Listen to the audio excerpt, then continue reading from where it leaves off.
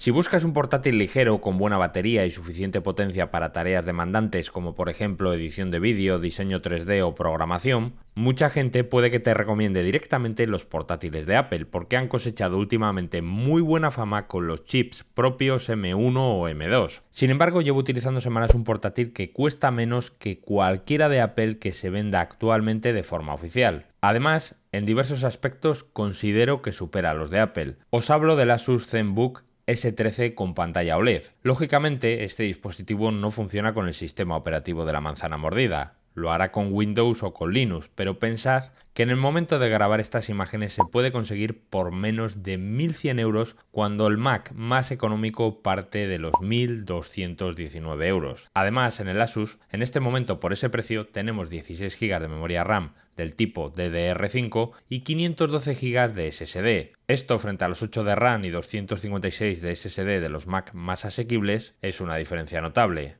Por otro lado, pensad que tenemos una pantalla de 13,3 pulgadas y que pesa literalmente 1 kilo. De hecho, Asus asegura que es el portátil más ligero del mundo en ese tamaño. La primera vez que lo sostuve me sorprendió, no me esperaba ese peso. Es más, también he estado probando dispositivos con Windows convertibles, es decir, una especie de mix entre tablet y portátil, y los he descartado para mi uso personal tras probar el ZenBook, ya que es más ligero que esos convertibles y tiene siempre un portátil completo y robusto, y digo robusto porque también tiene resistencia militar. Quizás a alguno el tema del peso le pueda parecer baladí, pero no lo es, porque antes de utilizar el Asus para mis viajes o cuando estaba fuera de casa unos días, solía usar otro portátil también de 13,3 pulgadas de Xiaomi, pero este pesa alrededor de 1,3 kg, y la verdad que la diferencia al sostener el Asus frente al Xiaomi es muy significativa. Además, no solo he notado diferencias en el peso, ahora tengo un panel que es significativamente mejor porque tiene tecnología OLED,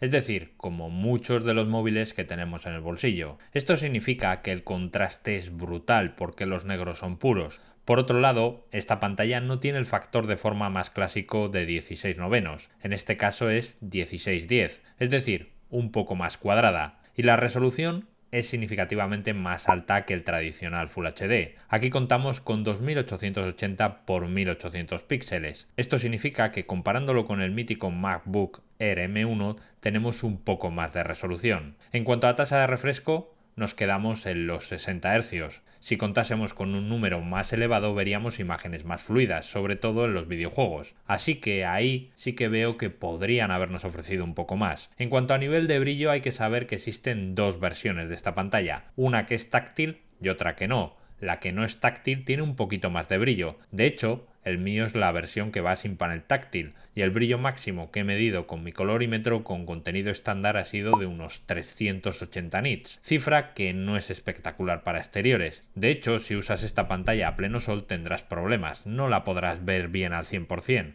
Además, tampoco tiene brillo automático. A pesar de todo, el panel se ve francamente bien porque es OLED, no tiene muchos reflejos y la representación cromática es bastante buena. Para mi tipo de uso, que es de generación de contenido, me ha gustado mucho. Y de hecho, a todas las personas que les he enseñado el portátil les ha llamado la atención la calidad del panel. Y hablando de llamar la atención y de sorprender, también me ha gustado mucho la solución que ha metido Asus al dispositivo para tener bloque numérico. Me explico. Fijaos como el teclado con distribución española no tiene a la derecha la parte de los números que tenemos en otros teclados con más espacio, pero podemos activarla directamente sobre el touchpad. Tocamos esta especie de botón y se nos iluminará un teclado con los números en el propio touchpad. Así que, si usamos hojas de cálculo o realizamos muchas operaciones con números de forma puntual, podemos utilizar esta solución tan curiosa. En cuanto a calidad del teclado y del touchpad, estoy bastante satisfecho. No he tenido problemas a pesar de que había escuchado en alguna review concreta que el touchpad no era bueno. A mí no me ha dado ningún inconveniente, además cuenta con gestos. En cuanto al teclado, en él contamos con un botón de encendido que hace las veces de lector de huellas dactilares para desbloquear Windows. Este me ha funcionado muy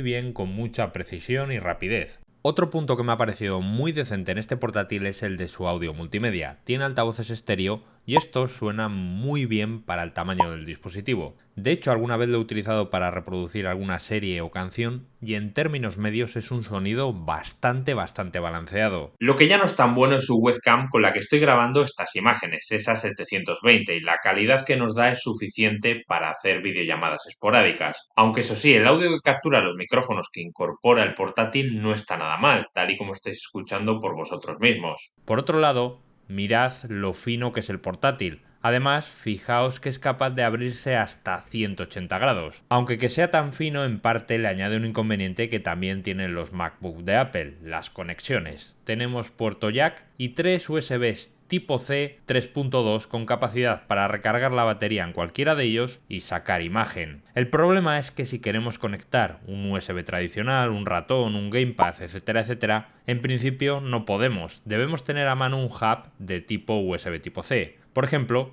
yo tengo este que me proporciona USBs completos, lectores de tarjetas de memoria e incluso conexión a Ethernet. Es decir, un accesorio que creo que sí o sí deberíamos comprar si tenemos un portátil de esta clase. Sorprendentemente, aunque no tengamos USBs completos, sí que contamos con un pedazo de batería. De hecho, voy a desmontar la tapa inferior del portátil para que la veáis por vosotros mismos. Esta tiene 4 celdas, 67 vatios hora y ocupa gran parte del interior. Es más, debido al tamaño de la batería, fijaos lo pequeña que es la placa base con todos los componentes. La batería da una autonomía muy decente. Navegando por la red con un brillo del 50% puedes hacer fácilmente 10 horas. Incluso Asus nos dice que en condiciones extremas de ahorro energético podríamos tocar las 19. Aunque con mi uso particular, mi media real es de entre 8 y 10 horas. Considero que está bastante bien. Además, el cargador es fácil de llevar en cualquier mochila porque es relativamente compacto. Por cierto, como ya os he enseñado el interior, os quiero mencionar un par de detalles importantes sobre él. Mirad como el SSD del tipo M2, que tiene unas velocidades de escritura y lectura razonables, es posible cambiarlo, pero la RAM lamentablemente no. Está integrada en la placa en 2 módulos y no podremos ampliarla o sustituirla. También es importante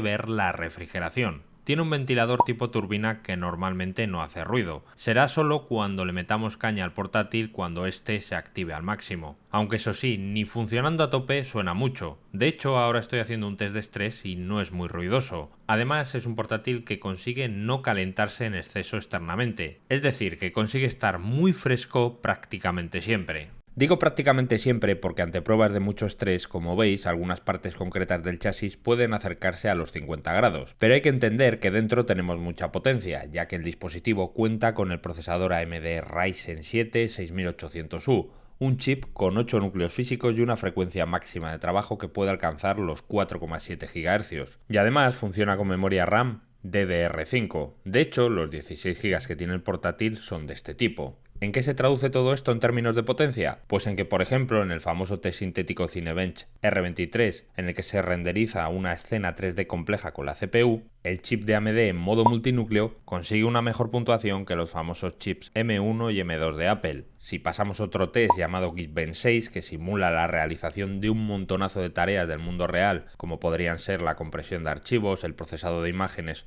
o simulaciones físicas, el AMD Ryzen no gana a los chips de Apple, pero obtiene resultados muy similares tal y como veis en la gráfica. Aunque lo que más me sorprende de la potencia de este portátil de Asus es su gráfica integrada. No lleva más que el chip gráfico del propio procesador Ryzen, pero es francamente solvente. Fijaos cómo puedo jugar al Spider-Man remasterizado en resolución Full HD con la calidad gráfica en medio. Lo mueve por encima de 30 fotogramas por segundo, algo que sinceramente sorprende para ser un portátil ligero orientado a la portabilidad y no hacia los juegos. Lógicamente no tiene mucho sentido que alguien se gaste 1000 euros en un dispositivo como este para jugar, pero esporádicamente podríamos echarnos partidas sin demasiados problemas a muchísimos títulos actuales si no somos muy exigentes con los ajustes. Como os dije al inicio del vídeo, personalmente el dispositivo lo he utilizado para creación de vídeos, navegar por la red y edición de documentos. Os podéis imaginar que navegar por la red o editar documentos lo hace como un titán. Además, la conectividad inalámbrica que tiene es buena, ya que ofrece hasta Wi-Fi 6E. Y en la edición de vídeo también se desenvuelve razonablemente bien. Yo he editado algunos TikToks en Full HD e incluso ahora estoy renderizando un proyecto con Adobe Premiere en 4K a 60 fotogramas por segundo y lo consigue hacer correctamente.